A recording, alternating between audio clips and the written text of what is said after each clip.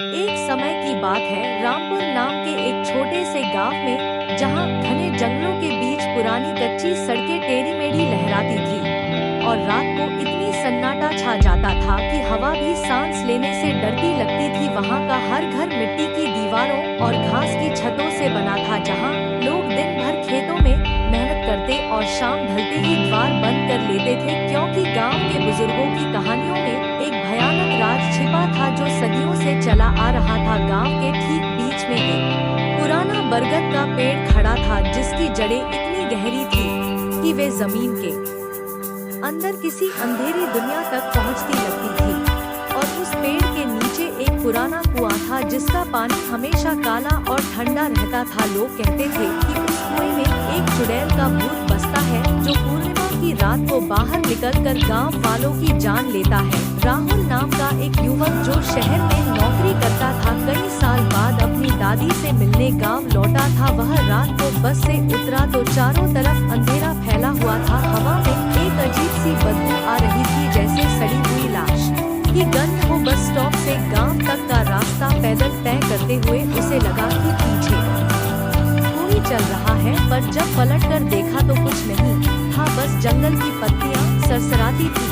घर पहुंचकर दादी ने उसे गले लगाया, लेकिन उसकी आंखों में डर साफ दिख रहा था। बेटा, आजकल पूर्णिमा नजदीक है, रात को बाहर मत निकलना, उस बरगद वाले कुएं के पास कभी मत जाना। राहुल ने हंसकर टाल दिया। वह शहर का लड़का था, भूत प्रेत में विश्वास नहीं करता था। लेकिन अगली रात जब वह छत पर बैठा सिगरेट पी रहा था, तो अचानक दूर से घुंघरू की आवाज आई, जैसे कोई नाच रहा हो। आवाज धीरे धीरे करीब आती गई और फिर एक औरत की चीख गूंजी, जो इतनी तेज थी कि पूरे गांव के कुत्ते भौंकने लगे। राहुल नीचे उतरा तो देखा कि पड़ोसी रामू काका के घर का दरवाजा खुला पड़ा था। अंदर जाकर देखा तो रामू काका बिस्तर पर पड़े थे, लेकिन उनका गला इतना कटा हुआ था जैसे किसी ने नुकीले नाखूनों से चीर दिया हो। खून पूरे कमरे में बिखरा था और दीवार पर एक लंबी काली उंगली का निशान बना था, जो धीरे धीरे हिल रहा था जैसे जीवित हो। राहुल चीखा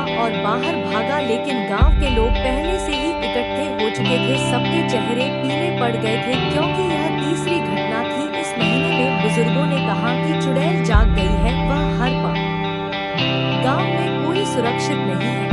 अगले दिन राहुल ने गांव वालों से पूछताछ की तो पता चला कि 100 साल पहले गांव में एक औरत रहती थी, नाम था लक्ष्मी। वह बेहद सुंदर थी, लेकिन उसका पति उसे मारकर कुएं में फेंक दिया था, क्योंकि वह किसी दूसरे से प्रेम करती थी। मरते वक्त लक्ष्मी ने श्राप दिया था कि मैं हर पूर्णिमा को लौटकर इस गांव को तबाह करूंगी। और तब से हर पूर्णिमा की रात को वह कुएं से निकलती है, लंबे काले बालों वाली लाल साड़ी में घुंघरू पहने नाचती हुई, और जिसके घर के पास से गुजरती है वह व्यक्ति अगली सुबह मरा पड़ा मिलता है। राहुल ने इस कहानी को अंधविश्वास माना और रात को छुपकर कुएं के पास गया। वहां पहुंचकर उसने देखा कि बरगद का पेड़ हवा के बिना ही हिल रहा था, जड़ों से खून टपक रहा था और कुएं के अंदर से हल्की सी रोशनी आ रही थी, जैसे कोई जलती मशाल को। उसने झांक कर देखा तो कुएं के अंदर पानी की सतह पर एक औरत का चेहरा तैर रहा था। आंखें पूरी तरह सफेद, बाल पानी में फैले हुए और मुंह से खून बह रहा था। राहुल पीछे हटा तो अचानक उसके कंधे पर एक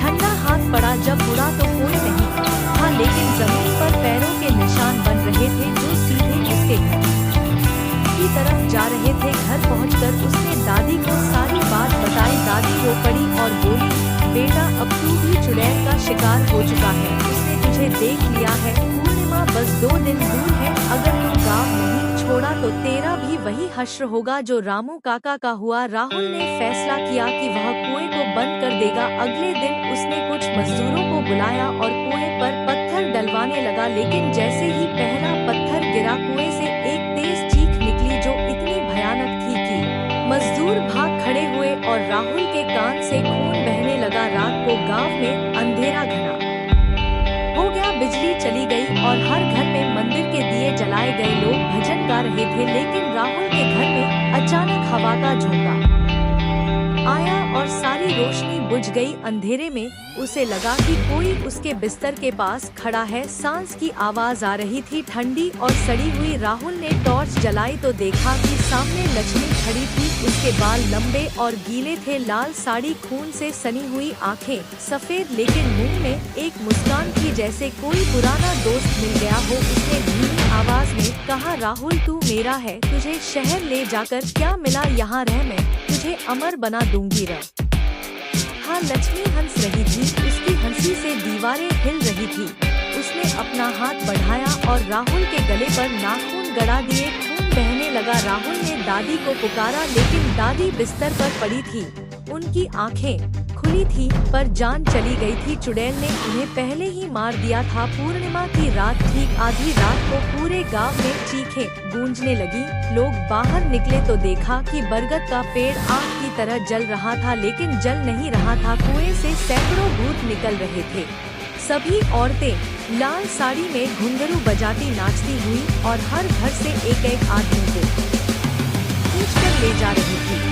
राहुल किसी तरह कुएं तक पहुंचा। वहां पानी उबल रहा था और बीच में लक्ष्मी खड़ी थी। अब उसका पूरा शरीर साफ दिख रहा था, चेहरा सड़ा हुआ था, मांस टूटकर गिर रहा था, लेकिन आंखें अभी भी सफेद थी। उसने कहा, आजा राहुल, अब तू भी मेरे साथ इस कुएं में रहेगा। सदियों तक गांव वालों ने देखा कि राहुल कुएं में कूद गया और फिर सन्नाटा छा गया। सुबह जब सूरज निकला तो गांव खाली पड़ा था। हर घर में खून के निशान थे, लेकिन लाशें गायब थी। सिर्फ बरगद का पेड़ खड़ा था, जिसकी जड़ों से अब भी खून टपक रहा था और कुएं का पानी अब लाल हो चुका था। लोग कहते हैं कि अब भी पूर्णिमा की रात को रामपुर के जंगलों से घुंघरू की आवाज आती है, और अगर कोई रात को वहां फंस जाए तो लक्ष्मी उसे अपने साथ ले जाती है। गांव अब उजाड़ हो चुका है, कोई नहीं रहता, बस कभी कभी शहर से कोई राहुल जैसा लड़का आता है और फिर कभी वापस नहीं लौटता। यह कहानी सुनकर भी अगर तुम रामपुर जाना चाहो तो याद रखना, रात को कुएं के पास मत जाना, क्योंकि चुड़ैल अभी भी इंतजार कर रही है किसी नई बलि की, और उसका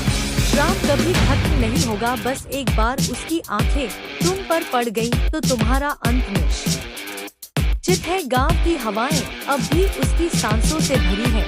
पेड़ की पत्तियां उसकी उंगलियों की तरह हिलती हैं और कुओं का पानी उसकी आंखों जैसा सफेद हो जाता है। जो भी इस गांव से गुजरता है वह महसूस करता है कि कोई पीछे चल रहा है, सांस ले रहा है और धीरे धीरे करीब आ रहा है। यह भयानक सिलसिला सदियों से चल रहा है और कभी रुकेगा नहीं, क्योंकि लक्ष्मी का बदला अभी अधूरा है और रामपुर का हर कोना अब उसकी संपत्ति है, जहां मौत नाचती है घुंघरू बजाती हुई लाल साड़ी में, और हर पूर्णिमा को नई कहानी लिखती है, खून से लिखी हुई एक ऐसी कहानी जो कभी था।